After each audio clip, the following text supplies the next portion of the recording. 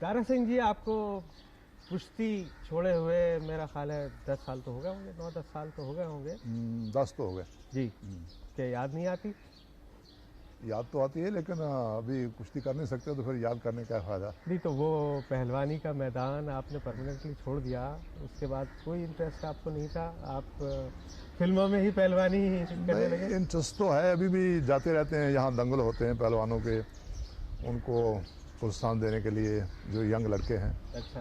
अखाड़ों में जाते रहते हैं वैसे हम अभी भी। जब आप एक बात बताइए, हाँ। जब आप फुल फ्लैश कुश्ती करते थे, जी पहलवान थे, बड़े बड़े टाइटल्स आप जीतते थे, जी उस जमाने में ही आपने डायरेक्शन और प्रोडक्शन फिल्मों की शुरू कर दी थी, ये ठीक है? हाँ, ये तो सच है कि मैं जब फिल्मों में आया तो पूरी पहलवानी करता था और कुछ अरसे तक इतनी ज़्यादा फिल्में हो गई थी कि मुझे एक्सरसाइज करने का भी टाइम नहीं मिलता था। फिर मैंने सोचा कि मेरा एम जो था वो तो पूरा नहीं हुआ, मुझे वर्ल्ड चैम्पियन बनना है और फिल्मों में अगर ज़्यादा व्यस्त हो गया तो काम बनेगा नहीं। तो मैंने फिर कट डाउन की फिल्में बहुत। अच्छा। और वर्जिश के लिए पूरा टाइम निकालता था। और जब मैं वर्ल्ड चैम्पियन बन गया उसके बाद मैंने फिर डायरेक्शन शुरू की।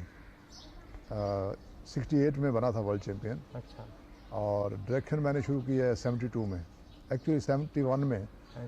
जब एक फिल्म हम बना रहे थे पंजाबी, तो वो मैं इंस्पायर हुआ था। एक फ़िल्म बनी थी नानक नाम जहाज़ है, तो बहुत अच्छी बनी थी, तो मैं चाहता था मैं उससे भी अच्छी फिल्म बनाऊं पंजाबी में।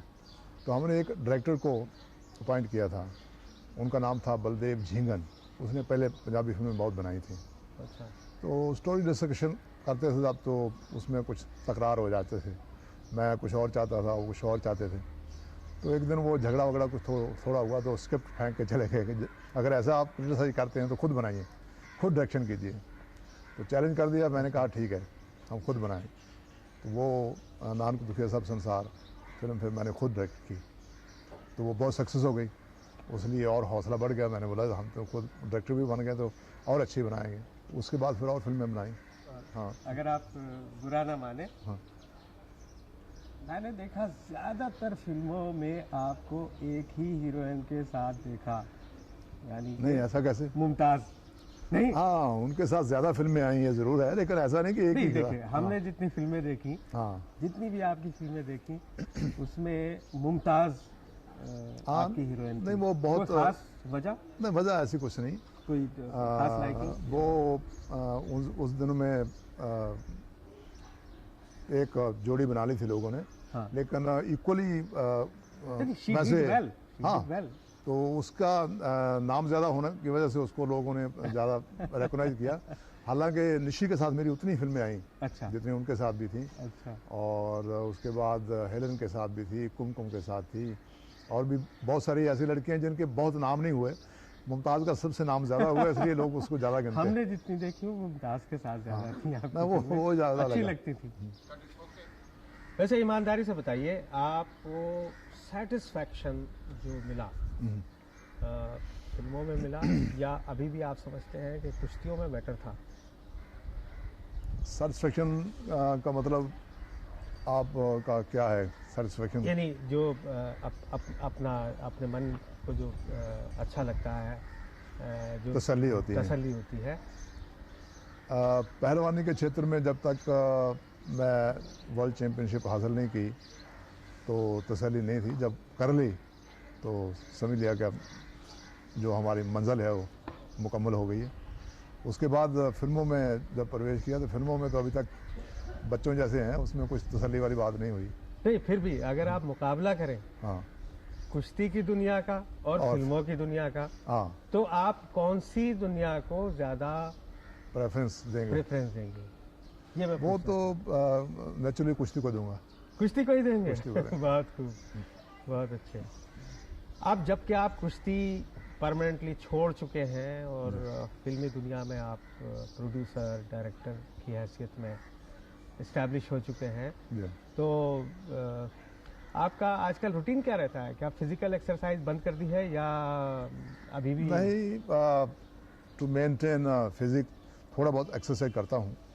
पहलवानी जैसा नहीं, लेकिन जस्ट ये वैसे रूटीन क्या रहता है सुबह से शाम तक? रूटीन, सुबह कुछ वॉकिंग कर लिया, योगा कर लिया कुछ, उसके बाद फिर फिल्मों के कभी प्रोडक्शन जो चालू किए तो उसकी कहानी पे बैठेंगे, फिर डायरेक्शन की तरफ ध्यान देंगे, सब बहुत सारे दूसरे काम हैं रूटीन के फिल्म वाले। मोस्टली टाइम फिल्म में जाता है, और जो कुछ बच गया हो सोशल ऑर्गेनाइजेशन में, किसी में कुश्तियों में चले गए, कभी कोई फंक्शन में चले गए, ऐसे चलता रहता है। तो अभी ज़्यादातर जब प्रोड्यूस करते हैं फिल्म तो उसमें बहुत ज़्यादा टाइम जाता है। तारा सिंह जी, ये बताइए आपकी पहलवानी के ज़माने में और उसके बाद जब आप फिल्मी दुनिया में आ गए, उसमें कोई बहुत दिलचस्प, बहुत ही इंटरेस्टिंग कोई आपके साथ कोई वाकया, कोई हादसा, कोई एनकाउंटर? हादसे तो लाइफ में होते रहते हैं बहुत सारे, लेकिन उसमें कौन से इंटरेस्टिंग हैं कौन से नहीं ये तो कह नहीं सकते। वैसे जहाँ तक लड़ाई झगड़े का सवाल है वो तो हमारा होता ही नहीं किसी से। मेरे एक प्रोड्यूसर थे कामरान, तो सिवाय रिंग के तो और वो किसी से हमेशा भी? कहते थे वो फलाने से ये झगड़ा हो गया, वहाँ गए थे वहाँ। और यार बम्बे में हम भी रहते हैं, हमारा तो किसी की झगड़ा होता नहीं। कहता नहीं, आपसे लोग झगड़ा करना नहीं चाहते इसलिए नहीं होता, हमारे लिए होते हैं। तो मैंने उनको फिर किस्सा सुनाया। एक बार हम लोग जा रहे थे 4-5 पहलवान कोल्हापुर कुश्तियाँ लड़ने जा रहे थे बम्बे से। तो पहलवान ही एक हमारा साथी था, वो कार चला रहा था, तो सामने ट्रक वाले को उसने बहुत हॉर्न मारे, बहुत हॉर्न दिए, तो वो साइड नहीं दिया उसने। तो 5-6 किलोमीटर जाने के बाद उसने साइड दिया, तो ये पहलवान जरा गर्म हो गया, उसके सामने कार खड़ी कर दी उसको गुस्सा करने के लिए। उसने भी ट्रक रोक दिया, उसने समझा ये कोई ड्राइवर उतरा है गुस्से से, उन्होंने अपने वो उसके क्लीनर ने उसने हैंटर वेंटर निकाल के लड़ने के लिए तैयार हो गया। तो एक तू मैं वाली बात हुई, तो हम लोग फिर निकले बाद में। तो हमको देख के वो ट्रक ड्राइवर और उसका जो क्लीनर थे वो आगे, वो पहलवान आप लोग हैं, वो भाग गए। घुटनों घुटनों को हाथ लगाया, तो आप कैसे। तो मतलब लड़ने का नौबत कभी आ नहीं ऐसा। अगर हम नहीं होते तो वो दूसरे पहलवान को पीट देते। तो इसका एक तो बिहेवियर की बात करता हूँ, लड़ने का मौका नहीं मिलता। दूसरे को एक्साइट करेंगे तभी वो लड़ेगा। अगर आप किसी को एक्साइट नहीं करेंगे तो मैं समझता हूँ लड़ाई नहीं होगी। नहीं, ये बात तो चलिए ट्रक ड्राइवर के साथ हुई। हाँ ये बताइए कि फिल्मों की दुनिया में भी क्या ऐसे डरा धमका के तो काम नहीं निकलवाया? नहीं फिल्मों में तो फिल्मी लोग तो बड़े इंटरेस्ट के लोग हैं, उसमें डराने धमकाने नहीं हो तो आपको फिल्मों में तो बिहेवियर चलता है। अच्छा, अगर आप जैसा बोलेंगे वैसा ही पाएंगे, वो तो आवाज़ आपकी टकरा के आपको सुनेगी। दारा सिंह जी, एक बात बताइए कि 30-32 साल पहले जब आप आए थे तो यहाँ बम्बई में, यहाँ फिल्मी दुनिया में जो माहौल था और आज जो माहौल है, काफ़ी कुछ तब्दीलियाँ हुई हैं। मुझे उसको एक्सप्लेन करने की ज़रूरत नहीं, आप जानते हैं। आप कैसे मुकाबला करेंगे उनका? क्या चीज़ें इम्प्रूव हुई हैं या कुछ कमी आ गई है, डिटेरियोरेट हुई हैं? वैसे बहुत सारे लोग जो हैं वो जब अपनी पीछे वाली ज़िंदगी को देखते हैं तो ये समझते हैं कि वो बहुत अच्छी थी और ये बहुत ख़राब है। मैं उनमें नहीं हूँ। हर समय पहले से अच्छा ही होता जा रहा है मेरे हिसाब से, क्योंकि हम लोग बुज़ुर्ग होते जाते हैं और ज़िंदगी जो है जब आप यंग होते हैं वो और तरह की होती है, जब आप आस्ते आस्ते पीछे हटते जाते हैं तो ज़िंदगी और तरह की होती जाती है। तो दरअसल माहौल का नहीं है, वो आपकी एज का फ़र्क है जो आपको महसूस होता है। जनरेशन गैप वो अलग चीज़ है। आज की जो जनरेशन है उनको जो अच्छा लग रहा है, बहुत बढ़िया लग रहा है, हम जब उस एज के थे हमको उतना ही अच्छा लगता था। अच्छा। और आज की जो जनरेशन जब ये थोड़े आगे बुजुर्ग हो जाएंगे, जो इनको अच्छा नहीं लगेगा वो इनके बच्चों को अच्छा लगेगा। तो ज़िंदगी जो है आगे बढ़ रही है, चलती रहेगी, वो डिटेरेशन हो रही, बढ़ रही है, प्रोग्रेस हो रही है। बहुत सारे लोग ऐसे कहते हैं कि पुराने ज़माने में जो थे इतने तगड़े लोग होते थे, ये करते थे वो करते थे, तो रिकॉर्ड तो टूट रहे हैं। आज हम आगे बढ़ रहे हैं, दौड़ का रिकॉर्ड टूट रहा है, खेलों का रिकॉर्ड टूट रहा है, ताकत का भी टूट रहा है, तो आगे बढ़ रहे हैं, पीछे नहीं जा रहे। ज़िंदगी में सुखाली अच्छी बनाने के लिए भी आगे बढ़ रहे हैं, सहूलतें भी आगे ज़्यादा हैं पहले से, तो मैं समझता हूँ कि बहुत बढ़िया जा रहा है। अच्छा, इससे पहले कि हम आपसे विदा लें, हाँ। एक सवाल, आखिरी सवाल।